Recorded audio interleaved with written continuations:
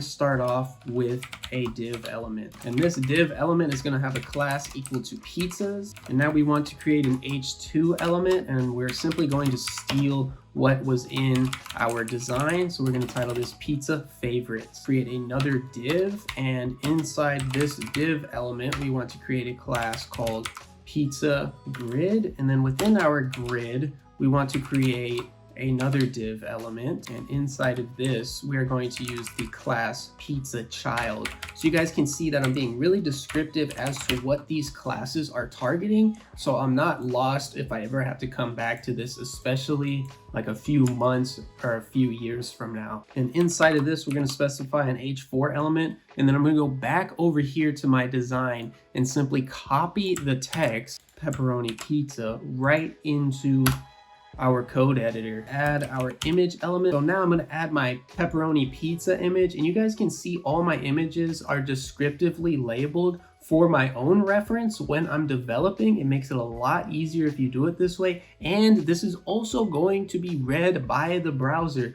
so you want to be descriptive for SEO purposes. And then we're going to add our alt attribute here and just make this pepperoni pizza. Add our lazy load functionality to this. Then we also want this to take up 100% of its parent, so we're going to change the width to 100% right here in line. Add our button as well, so we're going to go ahead and do that, and this is going to be our add to cart button. So for here we need to add a class equal to add to cart, and then we're going to create one more div. Inside of this div our class is going to be add selected, and here's where we're going to put our numbers where we can increase and decrease. But today we're not going to be adding the actual functionality, it's just going to be static, but we will be adding that functionality in an upcoming video. And then we're going to add another button element followed by one of our font awesome icons, and this one is going to be FA solid FA minus. And then we're going to add our h4 element here, and we're just going to make this 0, and then we're going to copy this button element down underneath our h4 element and change this to FA plus. Now we're going to go ahead and save that since we have the structure set up, and we're going to refresh, and you guys can see that all of our information is here, except we just need to style it now. In our styles, we're going to start with a comment for ourselves. So we're just going to go pizza elements. Specify our pizza's class, and we want to target all of our h2 elements within that class. And we also want to target our h1 element here. So what we're going to do is, instead of just adding a space, we're going to add a comma, then a space, and our h1 element. What this is going to do is it's going to target all of the h2 elements within our pizza class, and it's going to target our h1 element. So basically think of this comma as a plus sign saying that I want to edit both of these. Then we're going to change our font size to 2.5 rem, and we're going to center our text. We want to get into our grid layout, so we're going to target our pizza grid class, and to change this into a grid we want to display this as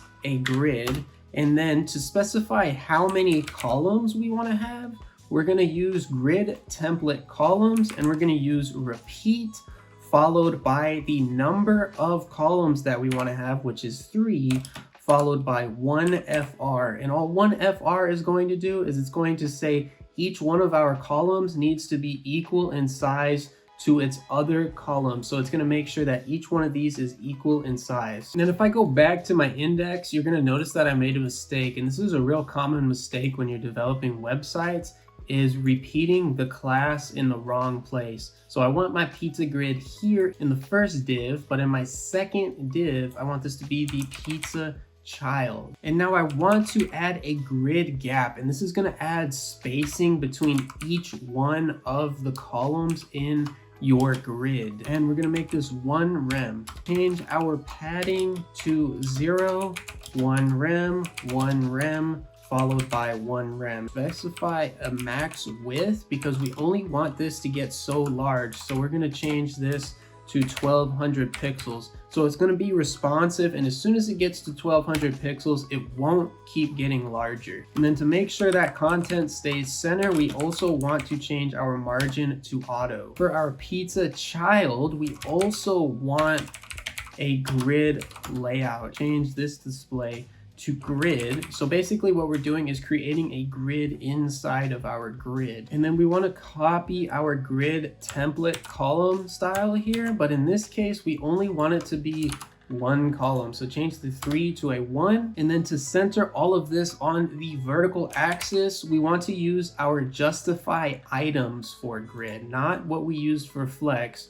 We want to use the correct property for grid. Deal our grid gap style here and make this equal to 0.5 rem. And now if we go take a look at it, everything is centered on the vertical axis and everything is showing up correctly. We just need to continue adding the rest of our styles. Target our pizza children within our pizza grid. So we're gonna do that by using the pizza grid and pizza child classes here. And then we want to change our background color to black using our hex value. Change our border radius to 0.5 rem, and this is going to round off our corners of our element. And then we want to change the top and bottom padding.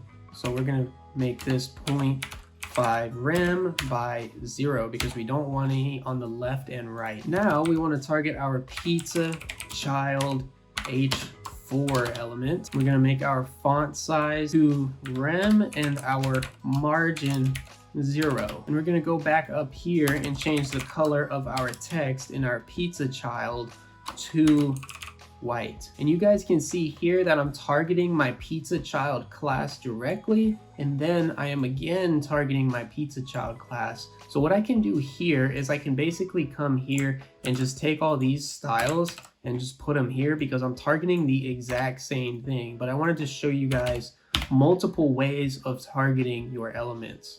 Now we're going to go back to using our pseudo selectors like we did earlier. So we're going to specify pizza child followed by our H4 and n child, and then we want to target the first one. Change our font size to 1.5 rem. So you guys are going to see that I'm also targeting H4 elements up here, but again, the last one is going to overwrite whatever we specify above because CSS is written top to bottom. Change our add to cart button, and I'm again gonna paste the same button styles here, but I'm slightly gonna edit them. So I'm just gonna go ahead and copy and paste those and then make my changes. So you guys can see here, this is all pretty much the same styles from the earlier button, just a little bit different. Now if we refresh, you guys can see that this is looking good, except we need to add some styles down here at this part. So we're going to target our add selected class. We're going to change our display to grid one more time. So now we have a third grid here, all within the same parent grid. And now all we need to do is change our grid template columns back to 3 in this particular grid. So we'll just copy and paste that. Then we want to align our items to the center, which is going to make sure everything is horizontally aligned.